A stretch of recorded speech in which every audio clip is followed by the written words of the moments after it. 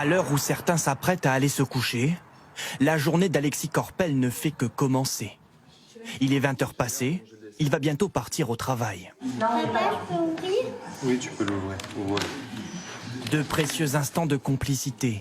Depuis un mois, une semaine sur deux, il travaille de nuit. Un nouveau rythme, avec des conséquences sur la vie de famille. Je rentre à 5 h.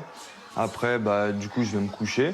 Donc la maman emmène les enfants le matin à l'école. Le soir, souvent pour la grande, c'est un peu compliqué parce que elle réclame papa. Et puis même moi qui est des fois en repos le lendemain, ça m'embête un petit peu parce que je me dis tiens, ce soir on aurait pu regarder notre série ou alors on aurait pu se faire un repas en amoureux, enfin des choses comme ça. Et malheureusement, c'est pas possible. Hein. Bisous. Bisous papa, il s'en va au travail. Salut. Bisous papa, il s'en va au travail. L'heure de prendre la route. Direction Accuride, sous-traitant de grandes marques automobiles spécialisées dans la fabrication de jantes. 15 000 pièces sortent d'ici chaque jour et désormais chaque nuit. Sur sa ligne de production, Alexis Corpel redouble de vigilance. On s'occupe principalement des robots, donc tout ce qui est de changement de dimension, changement de conditionnement. Et quand on est fatigué, on a tendance à peut-être s'énerver un peu plus vite, à faire plus de conneries parce qu'avec la fatigue, on veut se précipiter. Depuis début octobre, cette usine fait travailler ses 240 salariés la nuit pour ne pas utiliser d'énergie le matin, lorsque l'électricité coûte le plus cher. Ici, les machines en consomment beaucoup. C'est des machines très puissantes qui font jusqu'à 4200 tonnes de poussée. Donc là, on a quand même un process industriel dans son ensemble qui consomme entre 3,5 et 4 mégawatts-heure. La décision est radicale, mais nécessaire pour éviter de voir les factures d'énergie doubler l'an prochain. Facture d'énergie de l'usine à peu près en 2022, 4 millions d'euros. Aide de l'État, 150 000.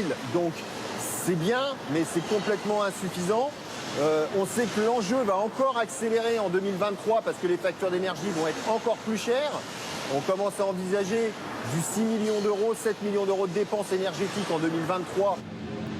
Devant l'atelier de production, c'est la pause café. Tu vas faire à Noël? Avec la famille. On va bien manger alors.